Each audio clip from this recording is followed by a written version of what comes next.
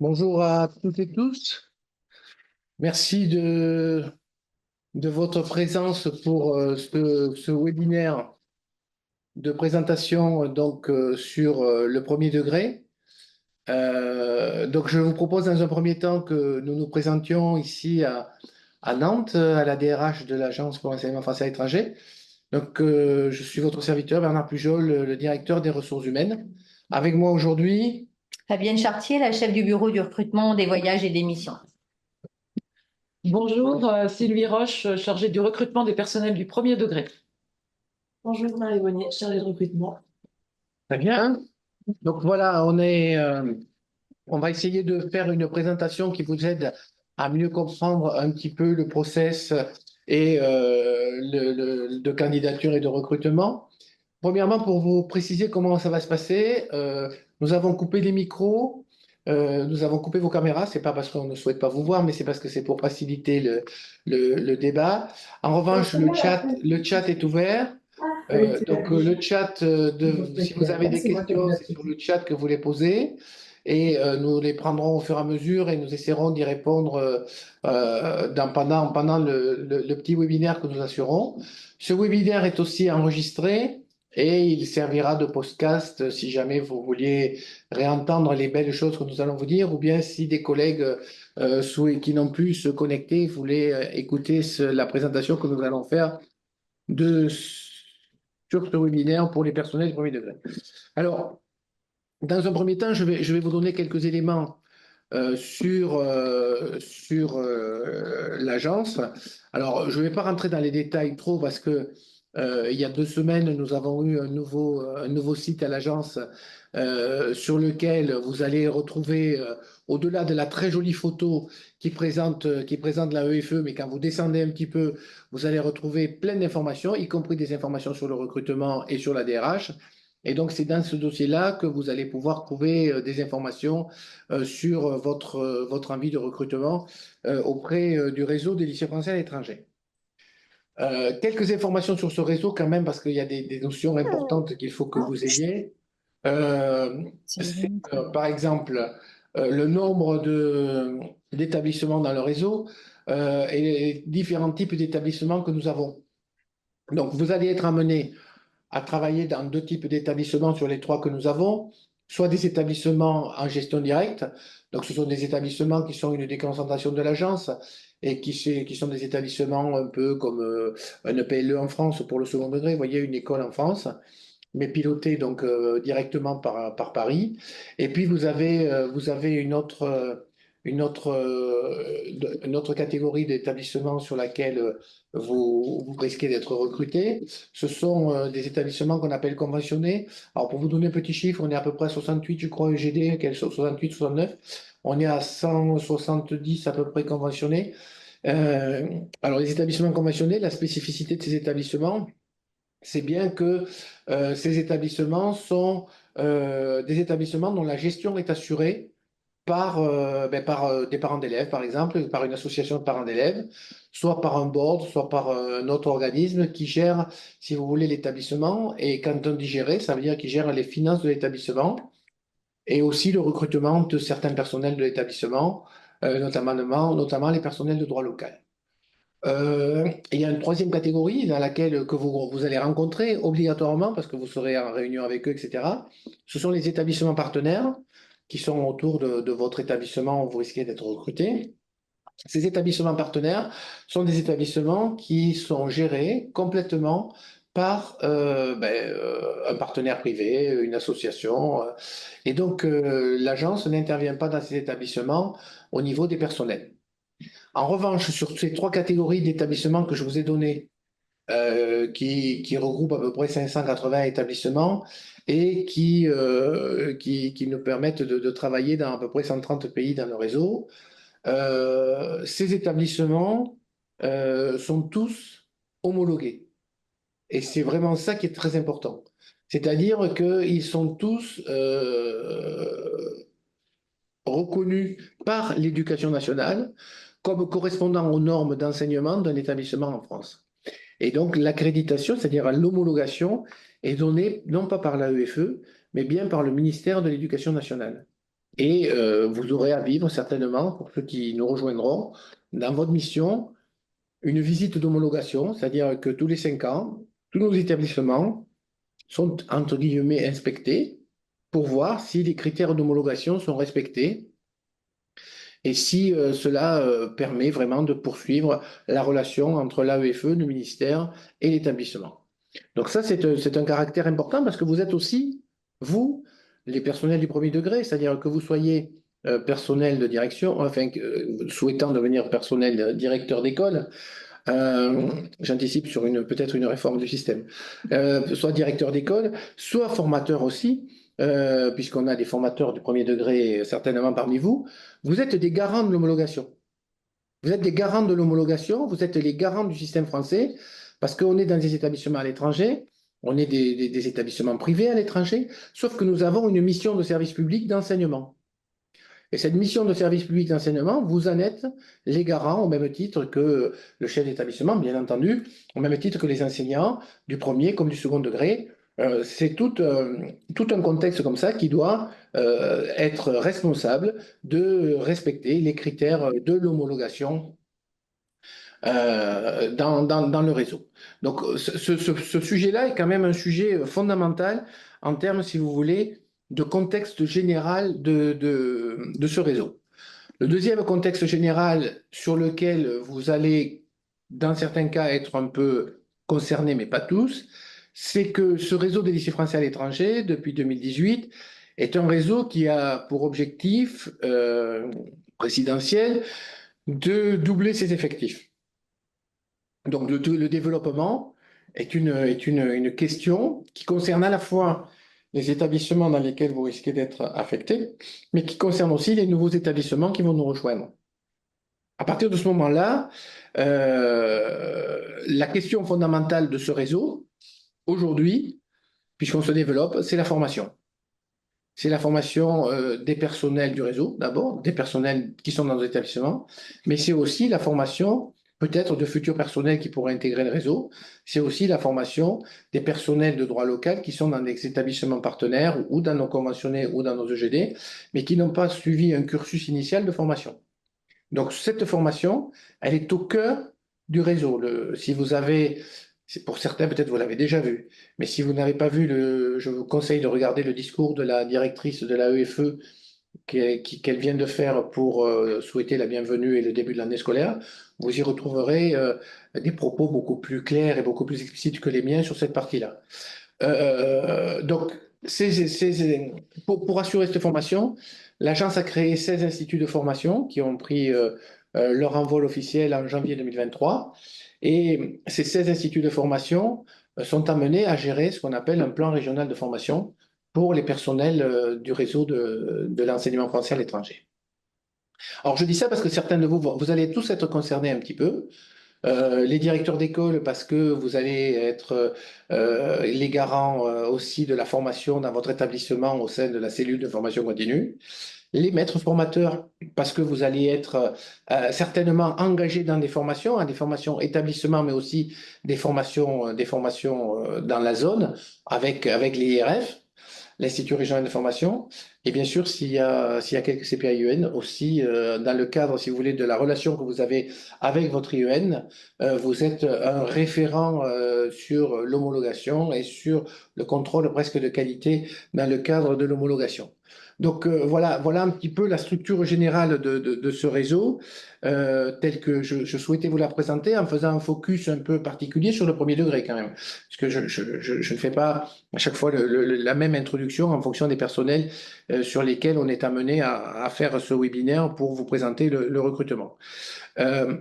Je reviendrai tout à l'heure sur d'autres éléments qui sont des éléments plus personnels liés à votre candidature et à votre possible venue chez nous. Ce que je veux vous dire, c'est que c'est un vrai choix que de partir à l'étranger et c'est un choix qui doit être réfléchi. J'y reviendrai tout à l'heure.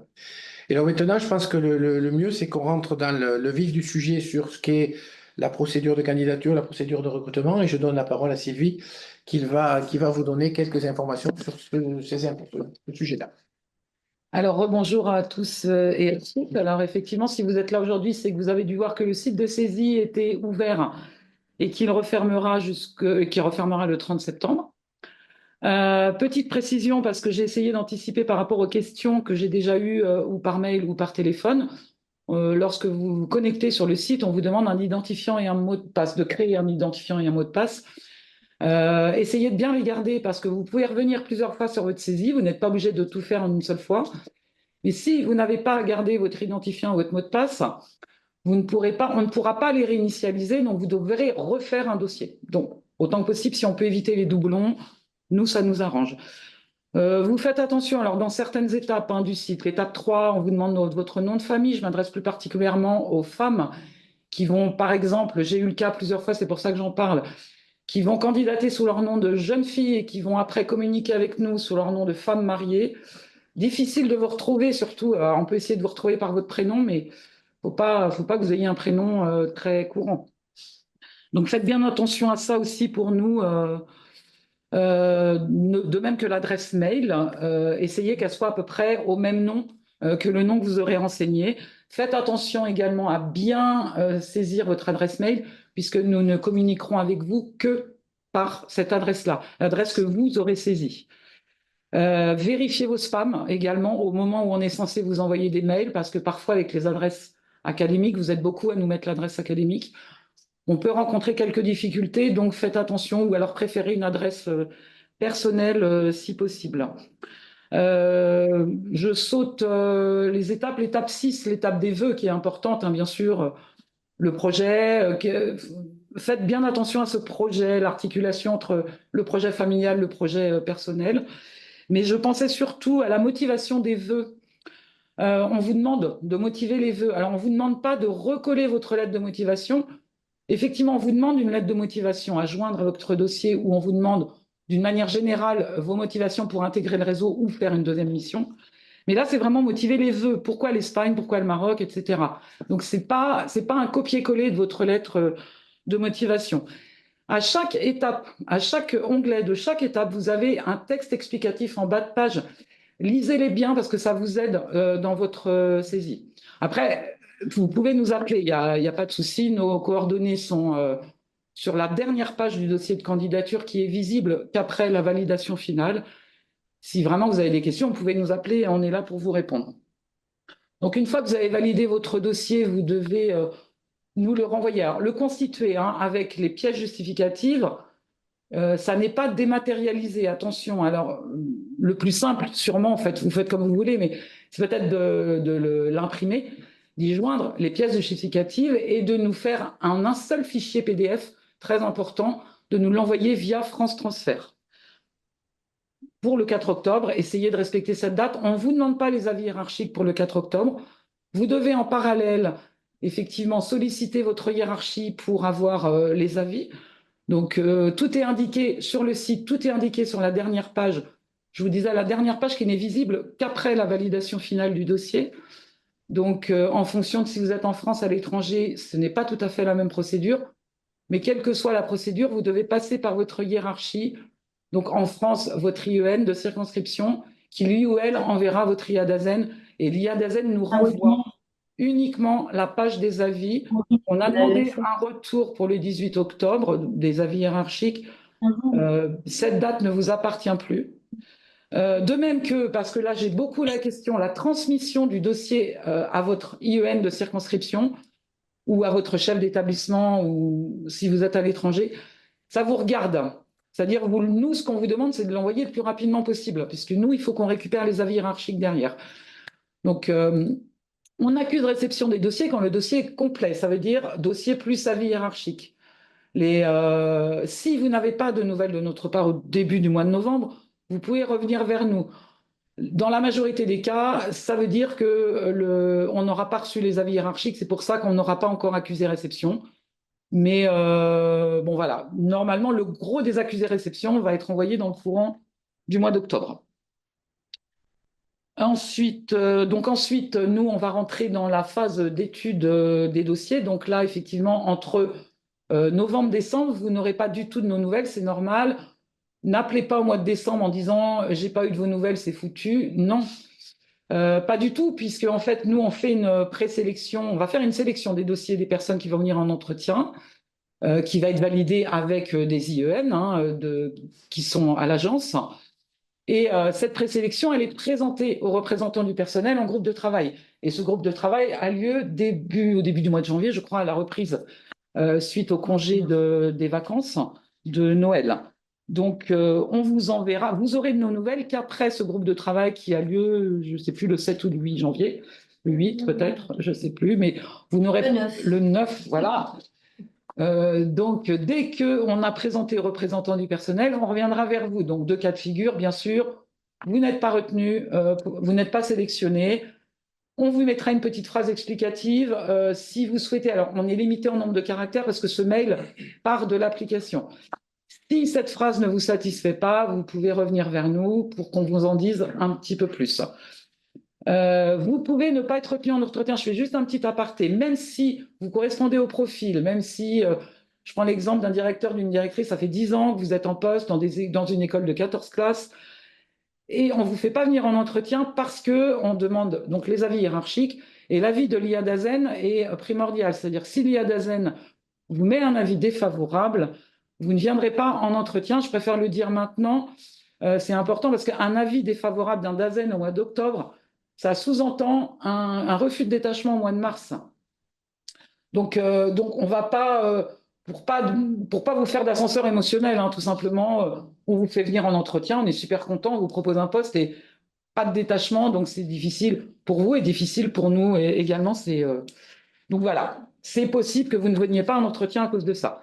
Deuxième cas de figure, on vous invite en entretien, vous recevez une invitation avec toutes les informations, un document déjà qui va vous aider à vous préparer à cet entretien, ce qu'on attend de vous pour cet entretien, et puis l'heure, enfin le jour, l'heure. Donc nous, on va avoir ce temps-là pour établir des plannings. Je précise également que ce sont des plannings qui sont très difficiles à établir. Si vous revenez vers nous, alors les entretiens, je précise qu'ils ont lieu entre le 23 janvier, ils auront lieu entre le 23 janvier et le 14 février. Ça veut dire que pour certains départements, ça sera une période de vacances. Prenez vos dispositions avant. Si vous nous dites, moi je ne suis pas disponible le 14 février, je suis disponible le 24 janvier, si on vous répond non, c'est pas possible, c'est pas qu'on est méchant, qu'on veut pas, c'est qu'on ne peut pas parce que bouger un candidat, alors si on peut, on le fait, mais bouger un candidat, ça peut avoir un effet domino et c'est pas possible. On peut pas, donc on essaye, on est dans vraiment, c'est très contraint. On va avoir une centaine d'entretiens sur 2 semaines et demie, 3 semaines, donc on fait au mieux, on fait ce qu'on peut, essayer d'être disponible pour ces entretiens. Entretiens donc qui vont, donc je l'ai dit, se dérouler entre le 23 janvier et le 14 février, qui sont d'une durée de 30 minutes, dont 10 minutes maximum de présentation de votre part, présenter votre projet, vos motivations, et 20 minutes d'échange avec la commission. La commission composée de 3 personnes, d'une en l'occurrence IEN, d'un ou une représentante de la DRH, ça sera souvent moi, mais ça peut être aussi ma collègue sur ma droite, Madame Bonnier, et puis un ou une autre représentante d'une autre direction de l'agence, la direction souvent du développement et de l'accompagnement du réseau. Vous serez donc voilà, chacun vous questionnera en fonction de ses compétences et de sa légitimité, bien sûr. Ces entretiens, donc à l'issue de ces entretiens, on va déterminer les personnes à qui on va proposer un poste. Ça sera validé en commission consultative paritaire qui, je crois, a lieu, est prévue le 27 février. Bon, ça peut des fois changer d'un jour ou deux. Pour l'instant, elle est prévue le 27 février. Donc, tant que cette commission n'a pas eu lieu, on ne pourra pas vous rendre réponse. Donc là, vous allez avoir 3 cas de figure. Vous n'êtes pas retenu, c'est possible. L'entretien n'a pas convaincu. Votre dossier est suffisant. Vous êtes là, vous êtes en entretien, mais pour autant, l'entretien est important. Donc, peut-être que vous n'avez pas convaincu, vous n'êtes pas retenu. Là encore, vous aurez une petite phrase explicative. Et là encore, je vous invite à revenir vers nous si ça ne vous suffit pas. Deuxième cas de figure, vous pouvez être en liste de réserve. La liste de réserve, c'est que ça s'est bien passé, mais on n'a pas forcément de poste à vous proposer dans un premier temps. Donc, on ne vous écarte pas d'entrée de jeu. On vous place sur une liste. Vous n'êtes pas classé dans cette liste. On reviendra vers vous en fonction de votre profil.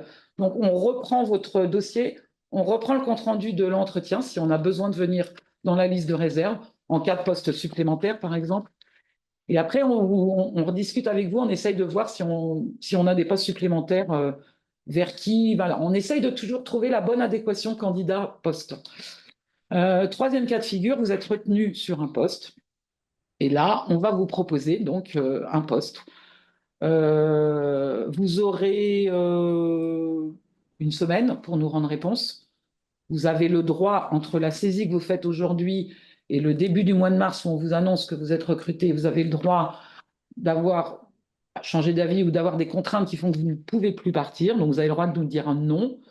On ne vous en voudra pas. Enfin, il ne faut pas que ça soit trop récurrent non plus, mais on ne vous en voudra pas normalement. Donc, en tout cas, voilà, on est ouvert, vous nous dites non. Et puis, gardez bien à l'esprit que vous ferez un ou une heureuse sur la liste de réserve, au pire, si vous nous dites non.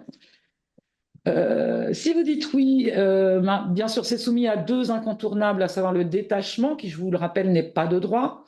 Donc là, c'est le ministère de l'Éducation nationale que nous allons solliciter, qui va prendre la tâche de votre IADASEN, même si vous avez eu un avis favorable au mois d'octobre.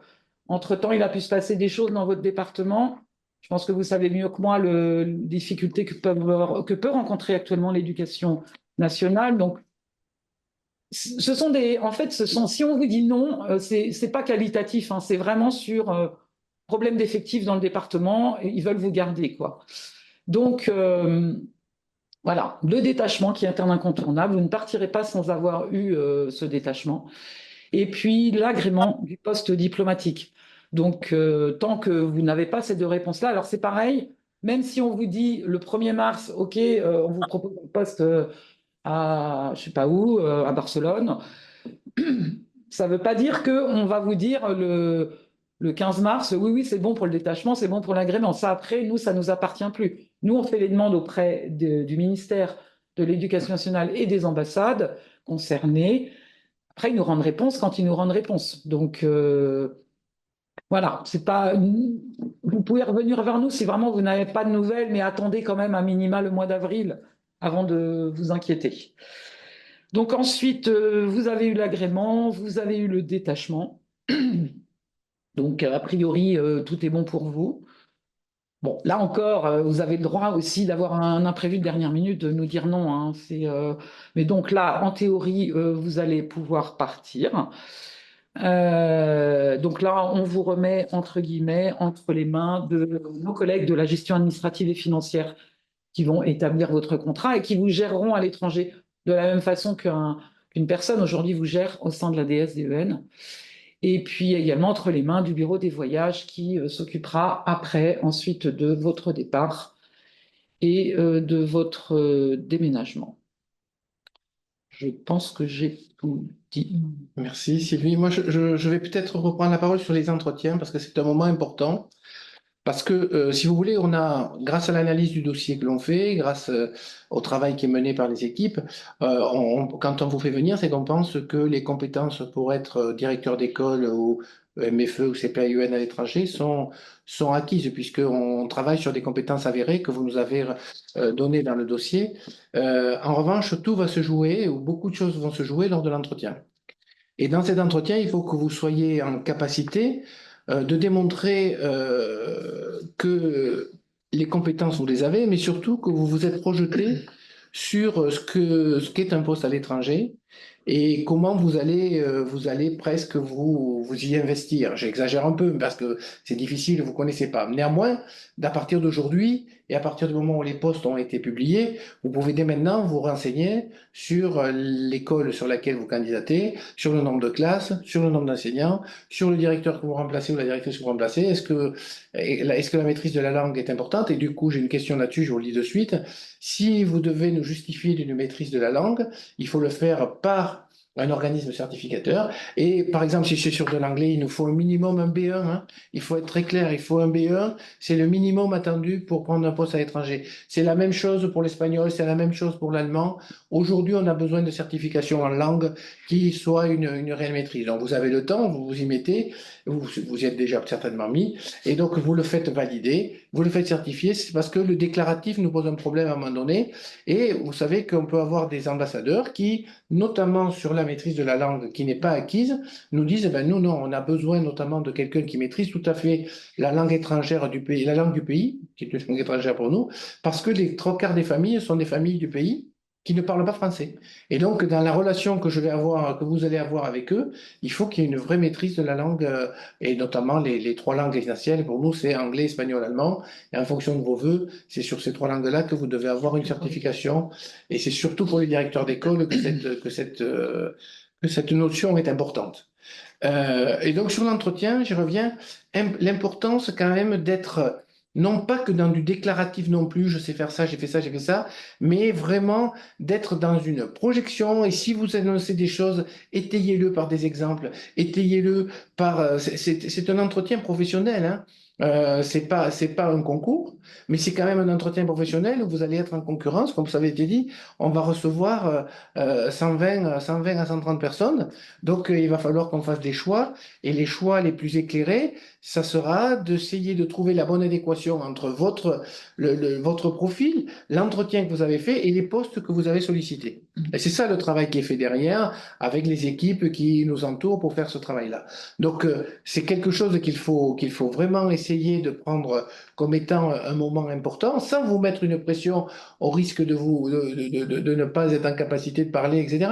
Mais il faut être dans un moment de vérité, un moment où vous êtes en capacité d'expliquer à la fois, parce qu'en face de vous, vous avez un IEN qui est là, vous avez des gens de l'agence, donc des gens qui connaissent les métiers, et donc d'expliquer un petit peu dans votre métier comment vous le faites aujourd'hui, comment vous le percevez, comment vous imaginez que vous allez pouvoir le faire à l'étranger, et autour de tous des projets de votre établissement ou des établissements et de l'agence. Ça, c'est vraiment quelque chose qu'il faut préparer. Et justement, pour préparer cela, l'erreur serait d'attendre qu'on vous renvoie simplement en la disant, parce qu'on va vous envoyer les décisions peut-être pendant le courant des vacances de Noël ou juste avant ou juste après, et vous aurez 15 jours, 3 semaines pour savoir à quel moment vous venez. Si vous commencez à vous mettre vraiment au boulot pour préparer ça juste après les vacances de Noël, ça risque d'être insuffisant. Et pour vous et pour nous, c'est-à-dire que vous allez être dans une urgence, vous avez aussi une école ou des élèves, et des élèves, vous devez aussi gérer votre quotidien. Donc, le conseil qu'on peut vous donner, c'est que dès maintenant, là, dès maintenant, prenez les renseignements, préparez votre dossier, mais préparez aussi tout ce qui va se jouer autour de l'entretien, autour de la prise de fonction, c'est-à-dire prenez contact avec des établissements, renseignez-vous. Je l'ai dit, le site de l'agence, il est très riche de plein d'informations. N'hésitez pas à contacter des collègues et on peut, bien entendu, il faut vraiment prendre un maximum d'informations sur tout ce qui est important pour cet entretien. Lorsque vous allez faire l'entretien, on vous a dit dès le début que vous aurez 10 minutes pour vous présenter. Vous pouvez avoir des notes devant vous. Par contre, lire ces notes, ça sera moins bien que si vous voulez un plan qui vous permet, un guide qui vous permet de ne rien oublier de ce que vous vouliez dire. Bien sûr que c'est très utile. Par contre, là aussi, on est dans un échange, hein. On est dans l'échange, donc si vous passez les 10 minutes à lire textuellement ce que vous avez écrit, ça sera pas le plus, si vous voulez, signifiant pour nous. Nous, ce qu'on cherche, c'est quelqu'un qui maîtrise, qui a réfléchi, qui sait ce qu'il va dire, qui se projette et qui va nous permettre, nous, on va réagir aussi à ces 10 minutes. On va réagir à ces 10 minutes et on va pouvoir, si vous voulez, engager l'entretien autour, si vous voulez, de ces 10 minutes d'information que vous aurez donné. Donc ça, c'est un premier élément important. Il y a une question effectivement qui est assez souvent posée. Nous recevons pour les postes du premier degré des profils à la fois de directeurs et de formateurs. Alors c'est vrai que vous pouvez avoir à la fois une expérience de formateur et de directeur. Nous, on recherche quand même des collègues qui ont des expériences récentes dans ces deux fonctions, mais vous pouvez tout à fait solliciter à la fois des postes de directeur et de formateur. Après, c'est vrai que souvent, au moment de l'entretien, on perçoit quand même plutôt une appétence sur le côté formateur ou directeur, mais libre à vous de faire des vœux sur les deux types de postes. Si vous avez à la fois la liste d'aptitudes pour être directeur d'école et le CAFIPEM et l'expérience correspondante, il n'y a pas de blocage à ce que vous fassiez des vœux sur les deux types de postes. Et comme j'ai déjà eu la question, j'ajoute que vous ne faites qu'un seul dossier sur lequel vous allez mettre différents types de vœux. Vous ne faites pas deux dossiers différents. Parce que j'ai déjà eu la question. Et ce que j'ai oublié de dire tout à l'heure aussi, c'est sur la lettre manuscrite, parce que la lettre de motivation, j'ai beaucoup la question. On ne précise pas la forme de cette lettre parce que vous faites comme vous le voulez, qu'elle soit manuscrite ou informatique, c'est à vous de voir, même si je ne vous cache pas que je préfère la version informatique pour ne pas avoir à déchiffrer parfois certaines écritures difficiles. Mais en fait, on ne le précise pas parce que voilà, on vous laisse le choix. Voilà. On va revenir sur une autre partie du recrutement, hein, pour terminer le recrutement, la partie liée au contrat et liée, si vous voulez, à la prise en charge qu'on va assurer, même si ça a été un peu dit par Sylvie. Je laisse la parole à Fabienne pour revenir sur ces éléments-là. Oui, quelques précisions sur le statut en fait administratif de nos contrats. Donc, ce sont des contrats qui sont adossés à des détachements, comme l'a précisé tout à l'heure Sylvie. Des contrats qui sont de 3 ans, donc adossés à un détachement de 3 ans, avec une possibilité de renouveler 2 fois une année scolaire. Donc, c'est 5 ans maximum sur un poste. À l'issue de ces 5 ans, libre à vous après de solliciter un deuxième poste qui ne sera pas systématique pour participer à un nouveau recrutement. Pendant la durée du contrat, des contrats, en fait, les 3 premières années, si vous bénéficiez d'un changement d'échelon, il y a ce qu'on appelle un gel d'indice. En fait, vous ne bénéficierez pas du côté financier du changement d'indice pendant 3 ans. Vous n'en bénéficierez qu'au moment du renouvellement du contrat pour les 2 fois 1 an. Par contre, vous cotiserez pour la pension civile sur le nouvel indice. Ça peut paraître un point de détail, mais bon, on nous pose souvent la question, donc effectivement, ça existe. Pendant la durée du contrat, en fait, vous allez garder votre traitement indiciaire actuel et puis vous percevrez aussi une indemnité supplémentaire qui dépend en fait du pays dans lequel vous allez être affecté. C'est une indemnité en fait qui permet de prendre en compte le coût de la vie et pas mal d'éléments en fait sur place. Si vous avez des enfants, vous toucherez également des majorations familiales qui permettent d'aider au paiement des frais de scolarité. Si vous avez navigué sur notre site, vous avez pu voir que les frais de scolarité sont très variables d'un établissement à l'autre et ils peuvent être aussi très importants. Donc, vous touchez des majorations familiales.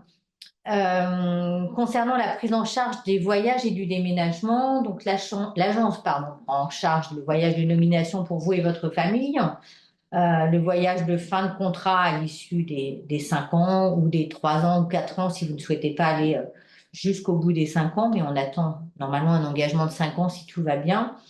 Il y a une participation, une indemnité de changement de résidence qui est aussi versée, qui dépend là aussi de la composition de la famille et de lieu de départ et de destination, qui permet en fait de participer aux frais de déménagement. C'est une indemnité forfaitaire, donc c'est à vous après d'organiser votre déménagement. Nous n'organisons pas le déménagement, nous versons une indemnité forfaitaire qui vous permet de réaliser votre déménagement. Elle est versée aussi à la fin du contrat.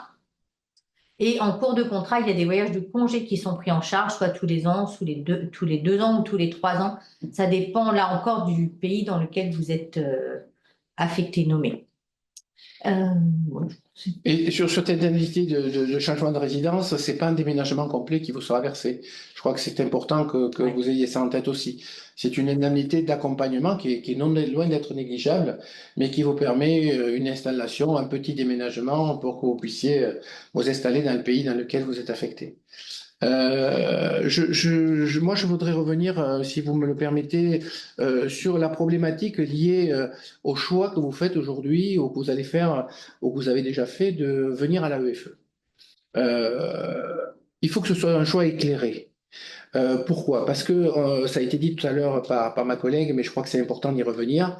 C'est une adéquation entre le choix professionnel, c'est-à-dire votre envie de venir à l'étranger pour travailler dans un établissement français à l'étranger, et le projet familial. Les deux doivent être réfléchis et maîtrisés. On a trop souvent aujourd'hui, par moment, des difficultés avec certains collègues qui n'avaient pas anticipé des situations familiales qui peuvent se rendre complexes, par exemple, parce que, je prends un exemple très simple, vous êtes deux enseignants, les deux ont un travail, nous on recrute un des deux, donc, il se peut que le conjoint, la conjointe se retrouve sans travail. Et à partir de ce moment-là, on se retrouve dans une situation qui peut être compliquée à gérer, tant sur le plan personnel que financier. Parce que, effectivement, je vous l'ai dit peut-être, si vous venez pour faire une bascule financière, c'est pas c'est pas le bon endroit. Je veux dire, on paie normalement, je pense, les gens d'une manière honorable parce que on demande un engagement et un travail important. Mais c'est pas voilà, il faut rester à ce niveau-là très serein et il faut surtout pas que vous partiez par défaut ou que vous partiez sans avoir réfléchi à toutes ces problématiques-là. Vous avez la notion aussi d'éloignement, vous avez la notion aussi de famille, hein, de famille au sens large. Et donc tout ça, je dis pas que ce sont des freins, mais le fait d'y avoir pensé, le fait d'y avoir réfléchi, d'avoir préparé ce départ, c'est une garantie pour vous, et je vais pas être malhonnête, et pour nous aussi, d'une expatriation et d'une mission réussie. Parce que derrière, bon, on va revenir on vous a choisi, vous avez les compétences, donc normalement, professionnellement, ça doit bien se passer. Et à partir de ce moment-là, si vous avez préparé cela d'une manière absolument réfléchie, je pense que ça vous évite des tas de déboires qui, malheureusement, après, ont une incidence sur le côté professionnel. C'est-à-dire que quand on n'est pas bien sur son plan personnel, c'est difficile d'être bien sur le plan professionnel. Nous, ce qu'on veut, sans être non plus adepte du bonheur à tout prix, ce qu'on veut, c'est que les gens soient dans des bonnes conditions pour travailler et pour s'occuper en tant que responsable des établissements dans lesquels vous êtes nommé. C'est ça que l'on attend de vous. Et on attend de vous un engagement, allez, je vais le dire comme ça, à 150%. Parce que vous êtes des cadres. Vous êtes des cadres. Et donc, en tant que cadre, on attend de vous un engagement très important. Et si je me permets de dire ça, c'est parce qu'il y a un dernier point sur lequel je voudrais quand même vous alerter. Je l'ai dit tout à l'heure, mais je crois que c'est important de répéter les notions. Vous savez, mamie, elle me disait souvent que la répétition fixait la notion. Donc, je préfère le répéter en disant que, si vous voulez, quand je pars à l'étranger, je représente la France. Je suis sous l'autorité d'un ambassadeur. Et donc, obligatoirement, j'ai une responsabilité. J'ai d'abord un droit de réserve. Ce droit de réserve qui fait que je ne dois pas m'exprimer sur la politique du pays. Enfin, je peux le faire d'une manière tout à fait familiale, mais je ne dois pas le faire en termes autres. Je dois faire attention, et aujourd'hui c'est un vrai risque, aux réseaux sociaux et à la manière dont je m'exprime sur les réseaux sociaux, parce que tout est regardé, utilisé, détaillé. On a eu trop de collègues qui se sont retrouvés en difficulté, voire qui ont dû rentrer, parce qu'à un moment donné, il y a eu sur un réseau social, je me suis laissé aller à une expression, à une photo, à quelque chose comme ça. Derrière, c'est repris, c'est utilisé, et là-dessus, vous êtes en danger après. Et quand vous êtes en danger, vous mettez, bien sûr, vous en danger, vous mettez le poste en danger, et donc l'AEFE en danger, et par moments, ça nous amène à prendre des décisions désagréables en vous faisant revenir en France si jamais ça se passait comme ça. Donc, ces notions-là d'être prudent, d'être attentif à ce que l'on vit, à ce que l'on fait. Ça ne veut pas dire qu'on est malheureux à l'étranger, qu'on ne peut plus rien faire. C'est pas non plus une prison, loin de là. Mais c'est de la bonne, il faut le faire en bonne intelligence, de telle sorte que votre mission se passe pour le mieux. Et une fois que vous avez réfléchi à tous ces éléments-là, je pense qu'on peut partir pour une mission qui va être une mission très intéressante, tant sur le plan personnel que sur le plan professionnel.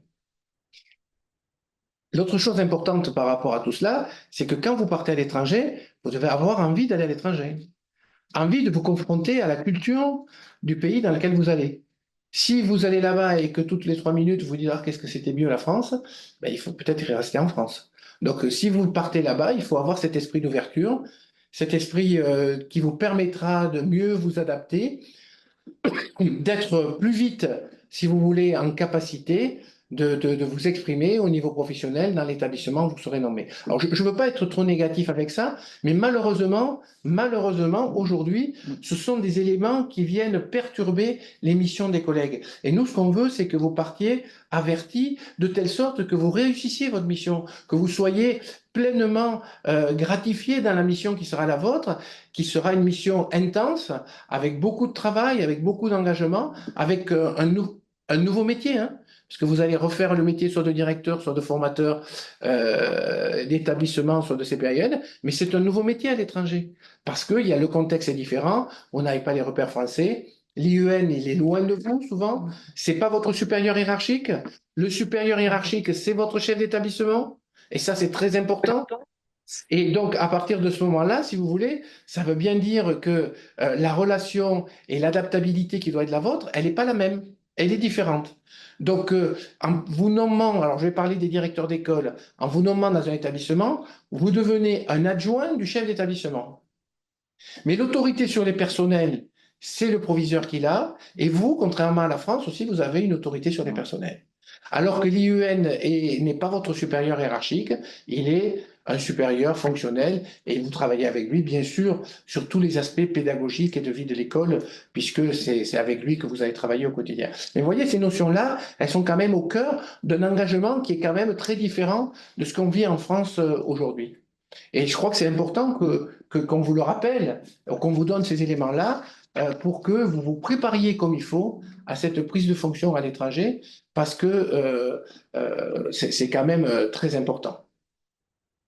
Oui, il y avait une Je question. voulais revenir sur un point qui a été sur le projet familial, en fait, notamment pour les collègues qui partent en famille.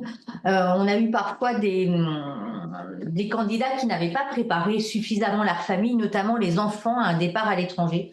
Ça peut paraître anecdotique, mais si vous envisagez de partir en famille, effectivement, il faut préparer vos enfants à cela. Ça peut être un grand changement pour eux.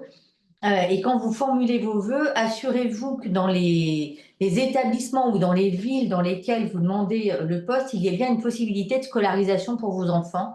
On a quelques postes où, par exemple, nous n'avons pas de scolarisation ni en collège ni en lycée. Donc, soyez attentifs, en fait, quand vous formulez vos vœux. Il peut y avoir des possibilités de scolarisation par le CNED, mais ce n'est pas du présentiel dans ce cas-là. Donc, voilà, à vous de voir si vos enfants peuvent envisager une scolarisation via le CNED. Et puis, la possibilité de scolariser vos enfants, il n'y a pas de priorité pour la scolarisation dans les établissements où il y a une liste d'attente. Mais bon, en général, on est très attentif. Voilà, comme vous êtes nommé quand même en avance dans le calendrier, normalement, je crois que la plupart du temps, il y a une possibilité de scolarisation pour vos enfants, même s'il y a des listes d'attente dans certains établissements. Mais c'est important, c'est effectivement ce projet familial, ça paraît, je donne peut-être une part trop importante à votre avis, mais c'est vraiment un projet global de départ. Donc, il faut que vous vous y retrouviez professionnellement, mais que votre famille, voilà, soit aussi parte dans de bonnes conditions et qu'il n'y ait pas de mauvaise surprise pour eux. Dans les informations que je souhaitais aussi peut-être sur lesquelles je souhaitais insister un petit peu, la majorité des établissements, des écoles sur lesquelles vous allez candidater, sont des écoles où on a un chef d'établissement qui est aussi qui pilotent l'école. Et la spécificité de ce réseau, c'est que dans le même établissement, on part de la maternelle souvent à la terminale. Et donc ça, c'est aussi quelque chose de très nouveau et de très intéressant, parce qu'en tant qu'adjoint du chef d'établissement, vous allez côtoyer l'équipe de direction. Alors, je parle pour les écoles où il y a un certain nombre d'élèves, mais vous allez côtoyer une équipe de direction complète, c'est-à-dire avec des proviseurs adjoints, avec peut-être un directeur administratif et financier, et avec un chef d'établissement. Et ça aussi, c'est une découverte très enrichissante et très intéressante de la continuité de la scolarité dans le cadre, si vous voulez, d'un seul établissement. Pour avoir été chef d'établissement dans le réseau, ce qui était le plus intéressant pour moi, c'est de découvrir le premier degré. Puisque quand on est enseignant dans le second degré, on est focus second degré. Et là, partir à l'étranger, découvrir ce que font nos collègues enseignants en maternelle, ce qu'ils font dans les cycles 1, 2, 3, eh ben c'est un enrichissement pour tout le monde et c'est une découverte. Et je pense qu'on comprend mieux tout ce qui est fait et la qualité du travail fait par les enseignants dans le réseau et dans les enseignants dans le premier degré. Donc ça aussi, cette ouverture-là, elle est au cœur aussi de la mission que vous allez exécuter. Moi, je ne peux que vous inviter en fait à prendre contact aussi parce que là, on vous fait une présentation générale en fait du rôle d'un directeur ou d'un formateur à l'étranger, mais les situations sont très diverses, je dirais presque autant qu'on a d'écoles à l'étranger. Donc, dans votre projet, n'hésitez pas à prendre contact avec les collègues qui sont en poste et avec différents collègues parce que les situations peuvent être très différentes d'un établissement à l'autre, notamment par rapport à la taille des écoles. Sur certains postes qu'on publie, on a plus de 30 classes et effectivement, je pense que c'est très intéressant, notamment quand c'est une première candidature en étant en France, de vous rapprocher des collègues qui sont déjà en poste pour avoir voilà, des avis avec des horizons différents. Moi, j'ai vu une question sur les vœux. Je crois qu'une personne demandait un seul vœu ou plusieurs vœux. Alors, les dossiers dans lesquels il n'y a qu'un seul vœu, ça n'a pas un grand intérêt. Alors, bien sûr, il faut réfléchir à votre projet, pas non plus vous mettre des pays en disant comme ça, je suis sûr d'être retenu en entretien. Il faut quand même que vous vous projetiez sur les pays, mais réduire à un seul vœu, ça réduit fortement vos chances de venir en entretien parce que si c'est souvent des postes qui sont très attractifs en termes de zone géographique et on va pas non plus, si vous êtes 50 à demander le même poste, on va pas entendre 50 personnes en entretien pour un seul poste. Donc c'est à vous d'essayer de... C'est pour ça qu'on vous dit de bien réfléchir à votre projet aussi au moment de cette étape dans le site de saisie, l'étape 6 qui est cruciale. Réfléchissez bien à où je me projette, comment je me projette. Et j'ai pas évoqué tout à l'heure, j'en profite, les vœux géographiques. Il faut impérativement cocher une case parce que c'est bloquant de toute façon pour la suite de la saisie, mais vous pouvez cocher aucun. Mais les vœux géographiques vont servir en cas de poste supplémentaire. Si en cours de campagne, on a un poste n'importe où en Espagne et que vous n'avez pas coché l'Europe, on va pas forcément vous le proposer. Voilà, ça sert vraiment en cas de poste supplémentaire. Si vous vous projetez sur des zones géographiques pour lesquelles là, il n'y a pas de poste précis actuellement. C'est possible. C'est possible qu'on ait ce cas de figure. Donc, ils servent à ça, les vœux géographiques. Mais c'est pour ça que je vous disais, lisez bien les bas de page. Parce qu'on vous l'explique, ça, on vous explique bien comment remplir et à quoi servent les vœux. Et puis encore une fois, mon numéro de téléphone, je pense, et l'adresse mail générique du premier degré apparaissent sur la dernière page du dossier, donc après, qui est visible, donc après la validation finale. N'hésitez pas à revenir vers moi. Aucun souci. Moi, je suis actuellement, je réponds à toutes les questions, que ce soit par mail, que ce soit par téléphone. Alors, si je réponds pas, insistez, parce qu'il y a aussi beaucoup d'appels en ce moment. Il y a une précision sur le vivier complémentaire. Le vivier complémentaire, ce sont des personnes qui, par exemple, ont déjà eu 2 missions chez nous et qui donc, 2 détachements ne peuvent pas avoir un troisième. En revanche, ces personnes ne sont pas invitées à l'entretien, mais elles font partie d'un vivier complémentaire puisque nous les connaissons bien. Et si on a des besoins particuliers, à l'initiative de l'agence, ces personnes peuvent être appelées, mais c'est vraiment à l'initiative de la direction de l'agence et en fonction des besoins qui sont les nôtres sur des postes, par exemple, que l'on n'arrive pas à pourvoir pour des raisons X et Y. Donc voilà, ces gens-là ne font pas partie du vivier principal, pas d'études de dossier, pas pour initialement de venue à l'entretien, mais les dossiers sont bien étudier, enfin, on connaît ces gens-là, on les liste et on sait que si on a besoin, dans des cas très particuliers, on peut refaire appel à eux. Voilà, je crois qu'on a fait à peu près le tour de ce que nous voulions vous présenter dans ce webinaire. Nous restons bien sûr avec toutes les personnes qui sont autour de moi, toutes mes collègues à votre disposition, ça vous a déjà été dit. Je pense que pour ceux qui découvrent et ceux qui auront la chance de partir, vous allez avoir la chance de vivre une expérience, je pense, exceptionnelle à l'étranger, une expérience qui va être source d'un gros travail, parce que je crois qu'il y en a beaucoup, et nous allons vous accompagner au mieux pour que vous réussissiez votre mission.